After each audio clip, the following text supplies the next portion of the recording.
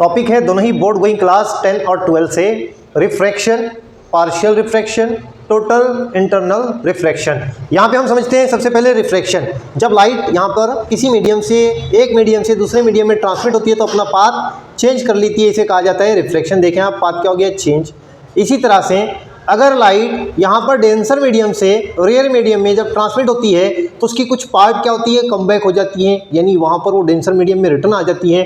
ये टॉपिक है partial refraction. कुछ पार्ट रिफ्रैक्ट होता है, यहाँ पर डेंसर से रेयर में जाती हैं, और कुछ पार्ट वापस कम बैक होता है, इसको कहा जाता है पार्शियल रिफ्रैक्शन। और अगर लाइट का क्रिटिकल एंगल से अगर रिफ्रैक्शन एंगल ज़्यादा हो जाए 90 से, तब लाइट क्या होती है, कम बैक हो जाती है, वापस डेंसर मीडियम में रिटर्न हो जाती है, इसको कहा जाता है टोटल इंटरनल रिफ्रैक्शन।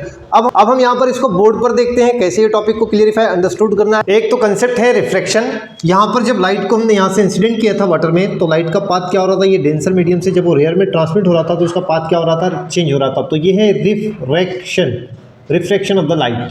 अब इसी में है पार्शियल रिफ्लेक्शन।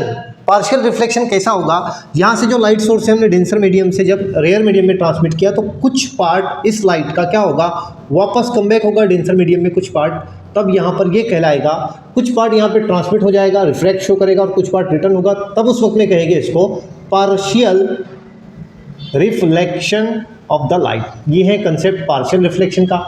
इसके बाद आता है total reflection. Total internal reflection क्या है?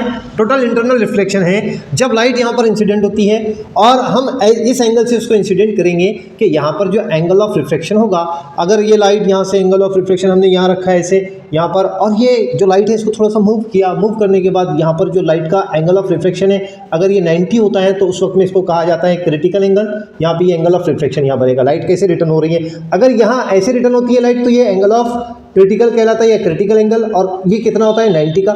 लेकिन अगर एंगल ऑफ रिफ्लेक्शन 90 से बढ़ जाए तो लाइट क्या होगी, यहाँ ऐसे ना जाते हुए, यहाँ से ऐसे और ऐसे ना जाते हुए क्या होगी, वापस डेंसर मीडियम में रिटर्न हो जाएगी। ये टॉपिक है, ये टॉपिक है इस तरह से टोटल इंटरनल रिफ्लेक्शन, यानी डेंसर टू वापस रिटर्न डेंसर में, ये टोटल इंटरनल रिफ्लेक्शन कहलाएगा। इस तरह से ये लाइट के अंदर में कंसेप्ट होता है जो हमने अभी वीडियोस में देखा था। लाइट को हमने क्या किया था, ट्रांसमिट किया था, और ये ट्रांसमिट करने के बाद डेंसर मीडियम में रिटर्न हो रही थी लाइट, तो यहाँ पर टोटल अगर वो रिटर्न होती है तो उसको कहा जाता है टोटल इंटरनल रिफ्लेक्शन। अब बात करेंगे जो रेनबो फॉर्म होता है, यहाँ भी वो कंसेप्ट अप्लाई होता है कॉम्बिनेशन में, reflection along with total internal reflection, और वहाँ पे क्या होता है, रेनबो फॉर्म होता है। ये कैसे फॉर्म होता है नेक्स्ट वीडियो में हम इसको एक्सप्लेन करेंगे। सो नेक्स्ट वीडियो में हम इसको एक्सप्लेन